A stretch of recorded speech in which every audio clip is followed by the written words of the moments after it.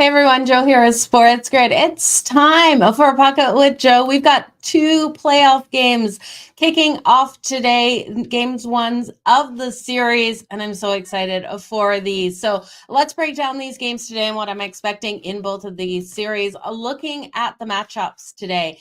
Currently, we have lines of the New York Islanders. This is such a disrespectful number here is the dog at plus 330. They're taking on the Carolina Hurricanes at minus 430. That total sitting at 5.5 right now on FanDuel and minus 128 to the over. I can't get there with the over. I do think this one stays under the total of 5.5. Now, looking at this series, you guys, the Carolina Hurricanes are so phenomenally deep, and I do think they have the better team overall as long as Frederik Andersen is in goal.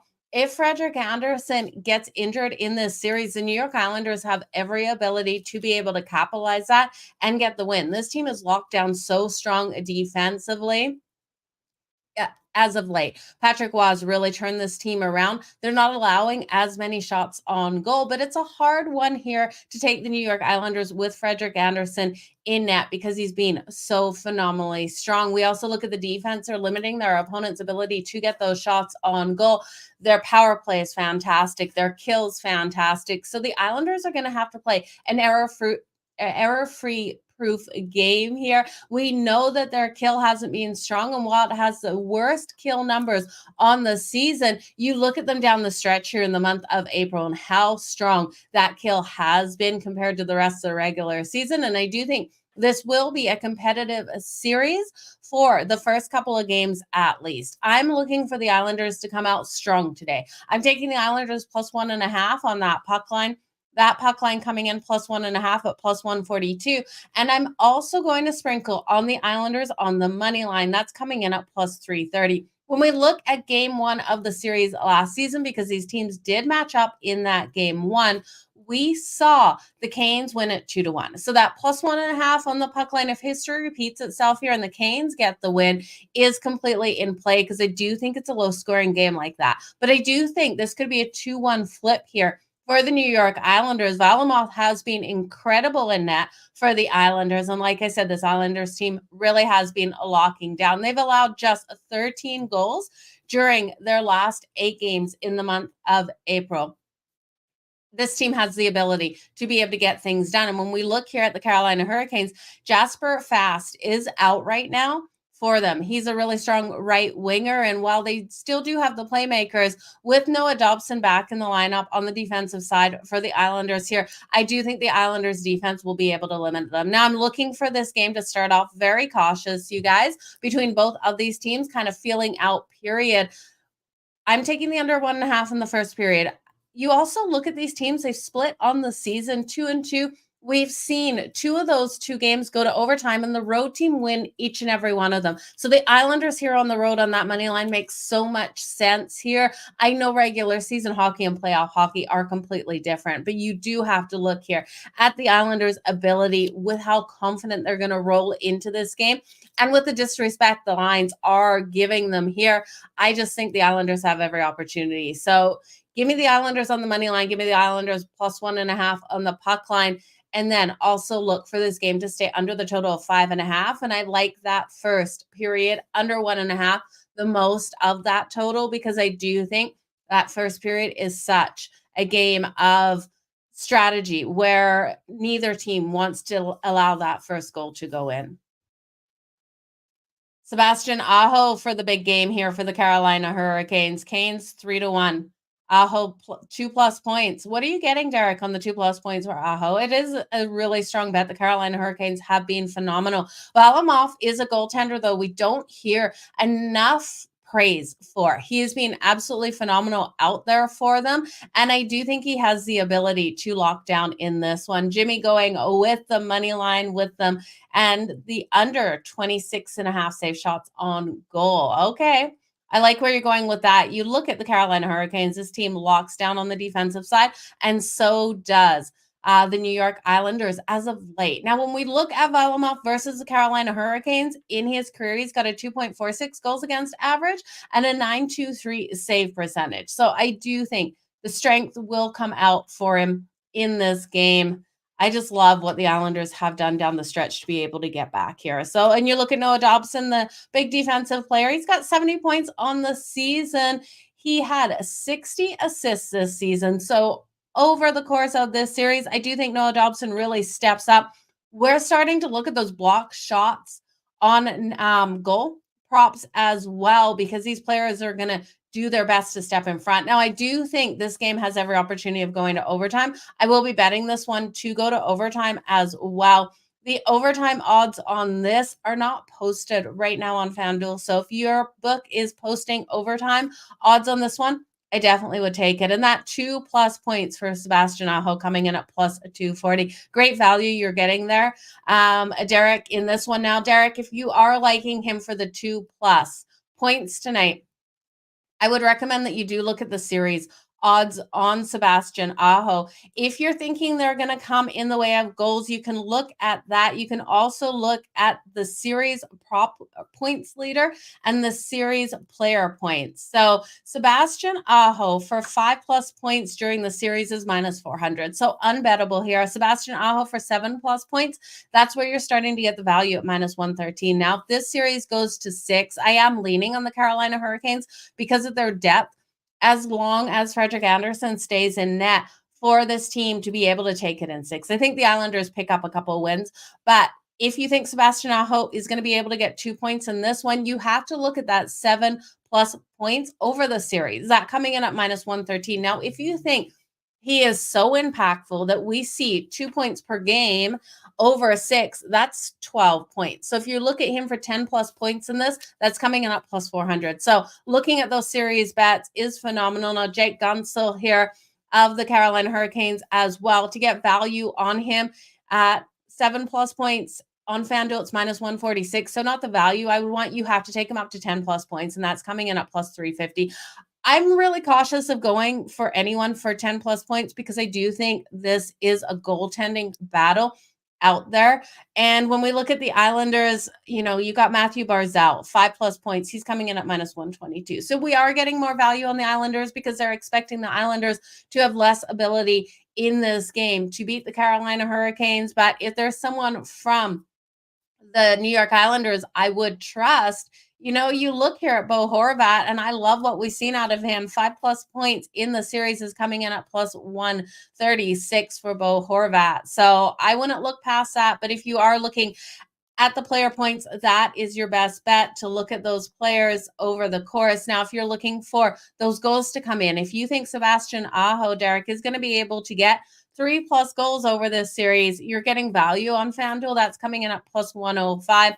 We got Jake Gunsel at +120 and +210 here for Bo Horvat. Seth Jarvis coming in fourth at +220. So, and Matthew Barzal at +250 for the New York Islanders. So play around with these props, you guys. These props will stay up, but the problem with that is after this game today, they're going to adjust. So if you do like a player to come out nice and strong, hit him now before he comes out and has a great day, and you get the 2+ points and you're almost there, but you need now you need to extend that number.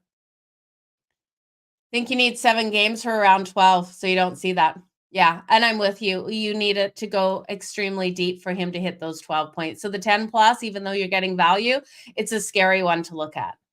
Okay, let's move on to the next game. I do think this is a game that is going to be interesting to see which team shows up. We know the Toronto Maple Leafs, everyone makes fun of them for choking in the playoffs. The Winnipeg Jets are another team that people make fun of for choking in the playoffs. You can't look past the fact that the Toronto Maple Leafs haven't beat the Boston Bruins in the playoffs since 1959. It has been, wow, it hasn't happened in my lifetime. I'm sure in most of the people's lifetimes watching this video. So taking Toronto here seems absolutely crazy, but I look at Toronto and yes, defensive issues, which breaks down into goaltending issues. And I can't put all the blame on Samsonov. We have seen him ebb and flow during this season. We know at one point he was sent back down to the AHL to get his head straight. It was a mental issue for Samsonov. He came back and he's been strong. And Toronto fans have been so brutal on him that I really hope he can carry them through this series and play a phenomenal game. For the Toronto Maple Leafs to win this series, they need to come out so strong offensively. Allmark and Swayman haven't had the numbers and the production that we've seen in past years, and the Boston Bruins aren't the team that we've seen in past years. Down the stretch, they have shown their struggles down the stretch. They weren't able to take that first spot in the Atlantic. They just weren't trying, it seemed, out there in these games. And I do think this was part of strategy. We saw them last season go so hot into the playoffs. They won the President's Trophy and they ran out of steam. So I do think in this one, they took their foot off the pedal. They're expecting to come out here and just turn on their playoff style hockey. I think it was the wrong move for the Boston Bruins. I expected them to really step up in their last couple of games. And while they didn't want to get hurt, I wanted more out of them to believe that they could beat the Toronto Maple Leafs. Yes, they've dominated Toronto. So it is hard to step in front of them here with the history between these teams, one of the oldest rivalries in the NHL. But I have to look at Toronto to become able to come out and get the win in the first game. Now, the current lines on this one, my FanDuel is loading. It's plus 104 for the Toronto Maple Leafs, and sign me up all day. It's minus 125 for the Boston Bruins. That total is sitting at 5.5, and you got to alt that total to the over if you like it, because I do think this could be a higher scoring game. I would take it to the over. I'm looking here for Toronto. It's a must win. Toronto can't lose this first game. I think mentally, if Toronto loses this first game, we could see Boston take it in 5, because I think they will completely be checked out of the playoffs. They're going to have such a weight on their shoulders. All the pressure, all the stress is on the Toronto Maple Leafs, because they know the history with the Boston Bruins. They know the last time they were able to beat the Bruins in the playoffs, and they know how the Boston Bruins have dominated them in the regular season. So Toronto straight up plus 104 on the money line. I do think, because this game stays competitive, that then Toronto has their confidence in the rest of the games, and we can see this series go all the way to 7. For this series to go to 7, that's coming in at plus 194, and I've already bet that out there. Now, for Toronto to win this, I do think they're higher scoring games, because while Toronto can win lower scoring games, this offense really does need to show up, and it is the drive of this team. I'm looking at Austin Matthews over the series to have 4+ goals in this series, and it's juicy at minus 130. But I do think you could put a half a unit on 4+ goals and then a half unit on 5+ goals and get that plus money on the 5+. I believe it's plus 152 is what I got it at. But I do think he gets 5 goals over the series, and it's because I think it goes 7.